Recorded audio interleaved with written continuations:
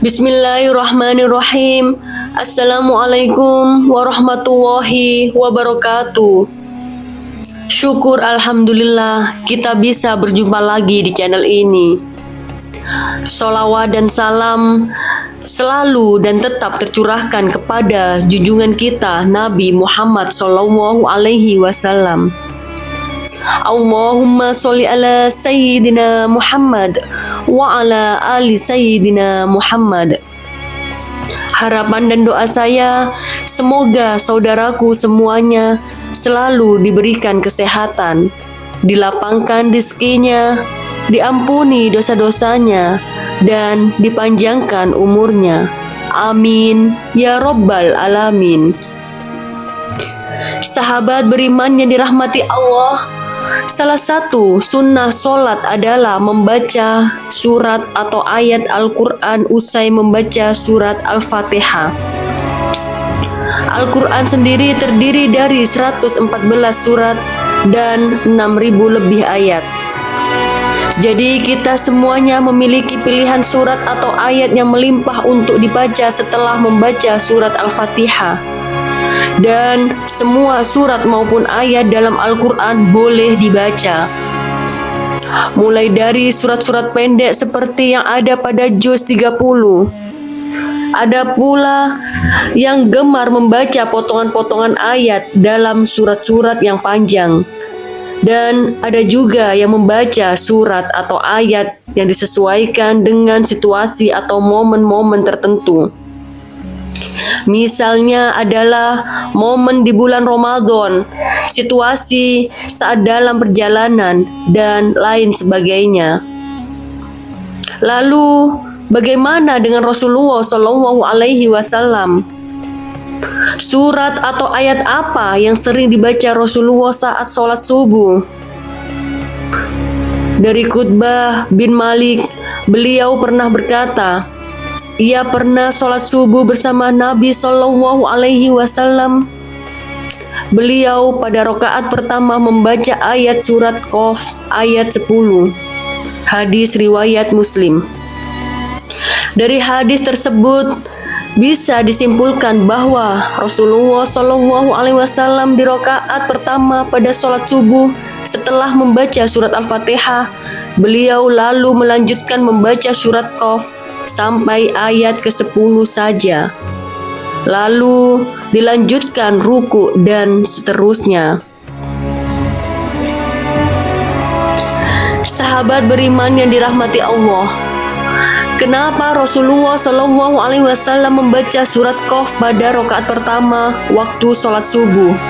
Apa keutamaannya? Isi surat Qaf ini intinya adalah untuk memperingatkan manusia tentang kejadian mereka dan mengingatkan tentang nikmat-nikmat yang diberikan kepada manusia.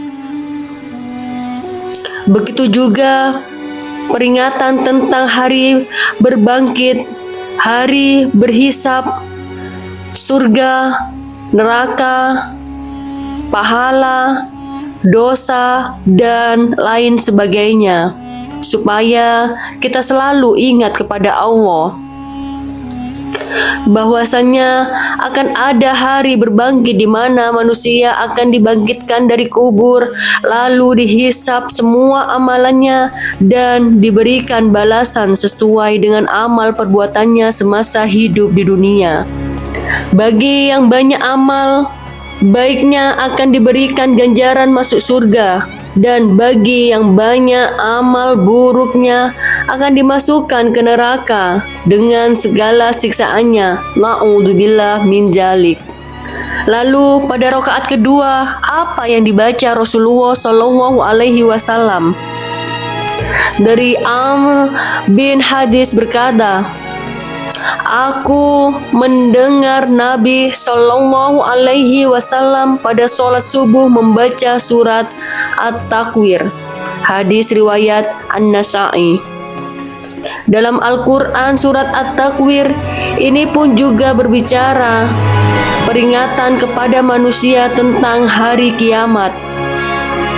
Seolah-olah surah ini ingin menyampaikan pesan kepada manusia bahwasanya keadaan semesta alam ketika kiamat datang akan hancur. Terjadi kegoncangan di mana-mana. Matahari akan digulung sehingga semesta gelap gulita dan manusia tidak akan dapat mengelak dari pengadilan Allah tentang amal perbuatan yang dikerjakan semasa hidup di dunia. Lalu, apa keutamaan membaca surat At-Takwir pada rakaat kedua sholat subuh? Insya Allah mampu meningkatkan keimanan kita kepada Allah Shallallahu Alaihi Wasallam dan memunculkan kekhusyuan dalam sholat. Bahwasanya kita semua akan meninggal dan akan sangat celaka di saat kita meninggal tanpa bekal amal soleh dan cukup untuk menghadap Allah Shallallahu Alaihi Wasallam. Sahabat beriman yang dirahmati Allah Shallallahu Alaihi Wasallam, untuk itu disarankan untuk kita semua bacalah doa surat ini saat mengerjakan sholat subuh dan fahami maknanya dengan baik. Insya Allah kita akan menjadi manusia yang senantiasa ingat kepada Allah Sallallahu Alaihi Wasallam, selalu bersyukur dan sangat takut untuk melakukan perbuatan dosa. Dan mari kita semua berdoa kepada Allah Sallallahu Alaihi Wasallam.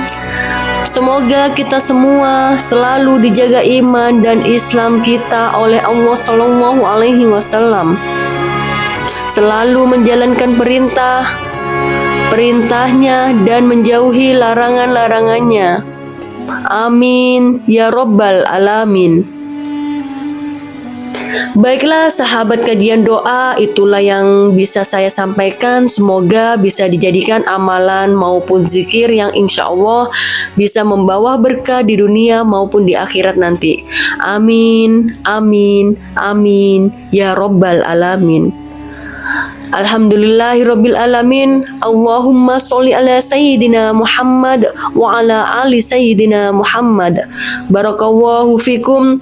Wabillahi taufiq wal hidayah. Wassalamualaikum warahmatullahi wabarakatuh.